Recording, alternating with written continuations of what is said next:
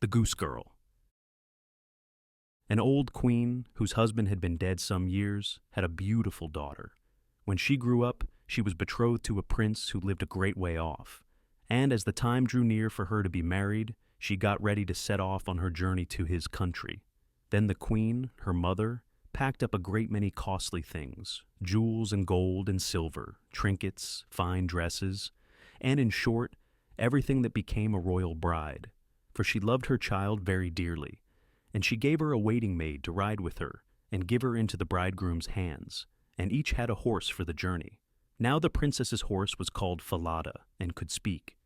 When the time came for them to set out, the old queen went into her bedchamber and took a little knife and cut off a lock of her hair and gave it to her daughter, saying, "Take care of it, dear child, for it is a charm that may be of use to you on the road." Then they took a sorrowful leave of each other, and the princess put the lock of her mother's hair into her bosom, got upon her horse, and set off on her journey to her bridegroom's kingdom. One day, as they were riding along by the side of a brook, the princess began to feel very thirsty, and said to her maid, "Pray get down and fetch me some water in my golden cup out of yonder brook, for I want to drink." "Nay," said the maid, "if you are thirsty, get down yourself, and lie down by the water, and drink. I shall not be your waiting maid any longer."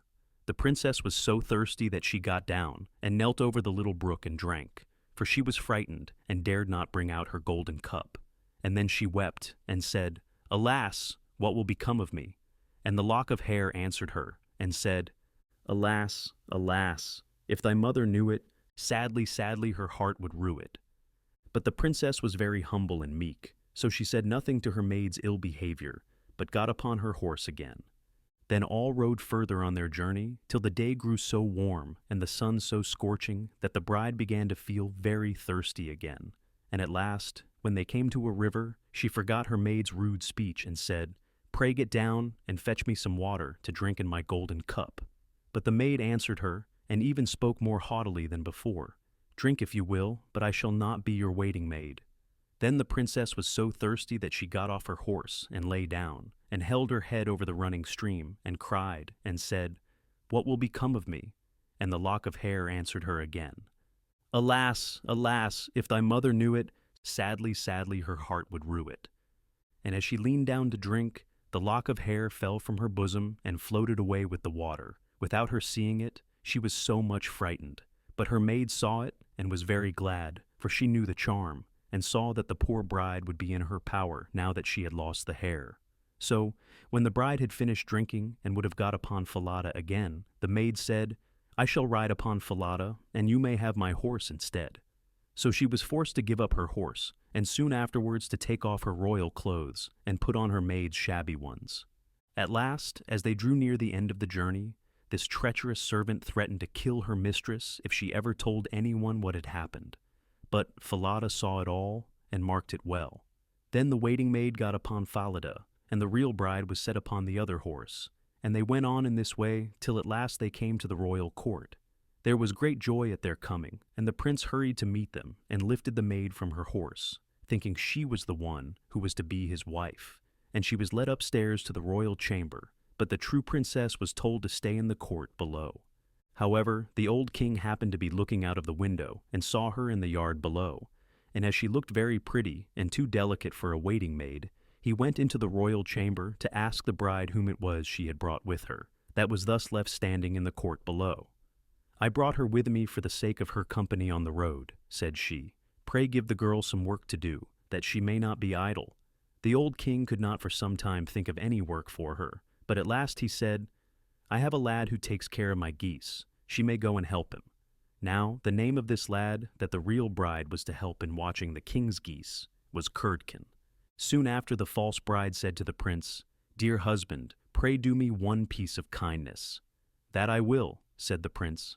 "Then tell one of your slaughterers to cut off the head of the horse I rode upon, for it was very unruly, and plagued me sadly on the road."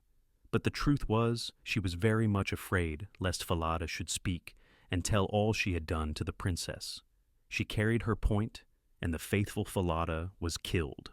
But when the true princess heard of it, she wept, and begged the man to nail up Falada's head against a large dark gate in the city through which she had to pass every morning and evening. that there she might still see him sometimes.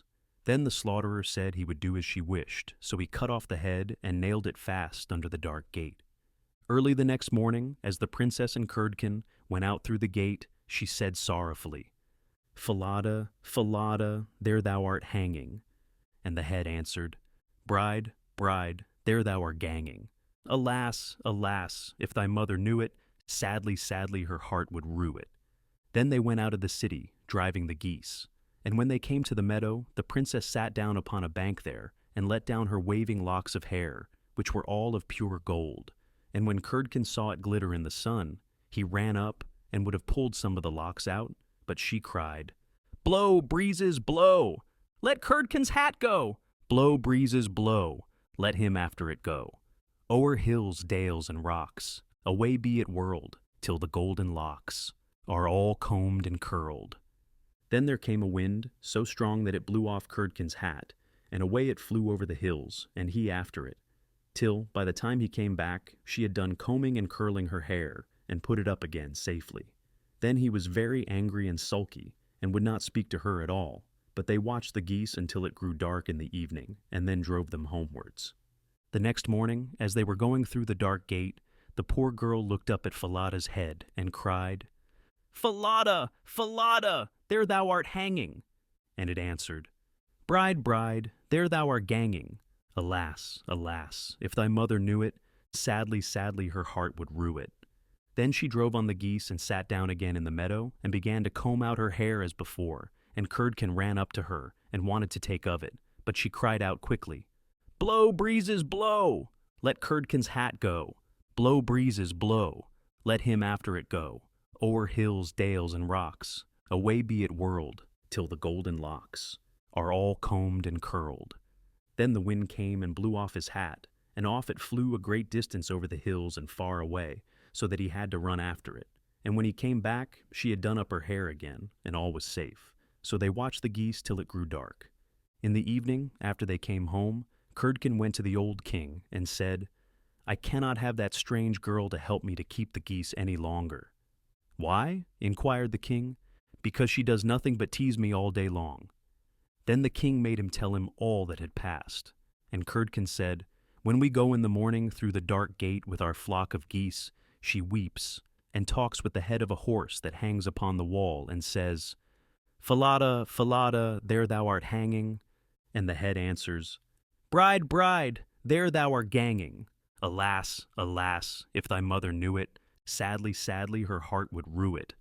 And Curdken went on telling the king what had happened upon the meadow where the geese fed, and how his hat was blown away, and he was forced to run after it and leave his flock. But the old king told him to go out again as usual the next day, and when morning came, he placed himself behind the dark gate, and heard how the princess spoke, and how Falada answered. And then he went into the field, and hid himself in a bush by the meadow's side, and soon saw with his own eyes how they drove the flock of geese, and how, after a little time, she let down her hair that glittered in the sun. And then he heard her say, "Blow, breezes, blow! Let Curdken's hat go. Blow, breezes, blow! Let him after it go. O'er hills, dales, and rocks, away be it whirled, till the golden locks are all combed and curled." And soon came a gale of wind, and carried away Curdken's hat, while the girl went on combing and curling her hair. All this the old king saw, so he went home without being seen. And when the Goose Girl came back in the evening, he called her aside, and asked her why she did so. But she burst into tears and said, "That I must not tell you or any man, or I shall lose my life." But the old king begged so hard that she had no peace till she had told him all, word for word. And it was very lucky for her that she did so, for the king ordered royal clothes to be put upon her, and he gazed with wonder. She was so beautiful. Then he called his son, and told him that he had only the false bride, for that she was merely a waiting maid, while the true one stood by. And the young king rejoiced when he saw her beauty, and heard how meek and patient she had been. And without saying anything, he ordered a great feast to be prepared for all his court.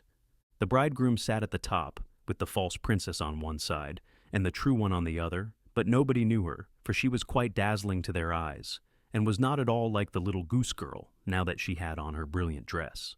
When they had eaten and drunk, and were very merry, the old king told all the story, as one that he had once heard of, and asked the true waiting maid what she thought ought to be done to anyone who would behave thus. "Nothing better," said this false bride, "than that she should be thrown into a cask stuck around with sharp nails, and that 2 white horses should be put to it, and should drag it from street to street till she is dead." "Thou art she," said the old king, "and since thou hast judged thyself, it shall be so done to thee."